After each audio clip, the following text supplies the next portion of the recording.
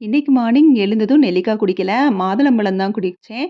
மாதுளம்பழ ஜூஸ்க்கு வந்து நான் பாலு, ஜீனின்னு எதுவுமே சேர்க்க மாட்டேன். இப்படி குடிக்கிறது ரொம்ப டேஸ்ட்டா இருக்கும். நைட்டு ஊற வச்ச பாதாமையும் வந்து உரிச்சு வச்சுட்டு தான் சமையலே ஸ்டார்ட் பண்ணேன். மார்னிங் பிரேக்ஃபாஸ்ட் எல்லாருக்கும், லஞ்ச் எனக்கு மட்டும் தான். சம்டைம்ஸ் நம்மளுக்கு மட்டும் செய்றப்ப கொஞ்சம் கடுப்பா இருக்கும். ஆனா சில நேரம் நம்மளுக்கு மட்டும் சொல்லி லஞ்ச் பேக்கிங் அப்படின்னா, அப்படியே ஏதாவது டிஃப்ரெண்ட்டா வெரைட்டியா செய்யணும்னு தோணும். வீட்ல இருக்கவங்க கூட நான் இருக்கிறப்ப கூட இப்படி செய்ய மாட்டேன். ஆனா நீனா மட்டும் தனியா செய்றப்ப ரொம்ப டேஸ்ட்டா செஞ்சு கொண்டு போவேன்னு சொல்லுவாங்க. அந்த மாதிரி அன்னைக்குன்னு பார்த்து சமையலும் ரொம்பவே டேஸ்ட்டா அமைஞ்சிரும். ராகி தோசைக்கு தக்காளி சட்னியும், தேங்காய் சட்னியும். ஸோ தக்காளி சட்னிக்கு நல்லா வதக்கியாச்சு. அது ஆறுறதுக்குள்ள மத்த வேலைகள பார்த்துடலான்னு சொல்லி மீல் மேக்கர் பிரியாணி தான் ரெடி பண்ணேன். ஸோ ஃபர்ஸ்ட்டு வந்து என்னடா செய்யன்னு சொல்லி யோசிச்சது லஞ்சுக்கு. ஆனா சூப்பராவே வந்து லஞ்ச் அமைஞ்சிருச்சு.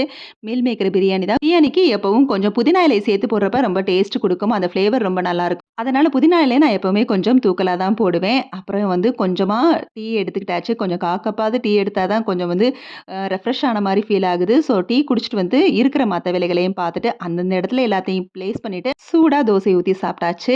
அதுவும் கெஸ்ட் எல்லாம் வந்தா பார்த்து பார்த்து சமைப்போம். அப்பலாம் இந்த அளவுக்கு டேஸ்ட்டா வராது. நமக்கு மட்டும் தானே கொஞ்சம் பேருக்கு சிம்பிளா செய்வோம்னு நெனச்சா, அன்னைக்கு தான் டேஸ்ட்டா அமைஞ்சிரும்.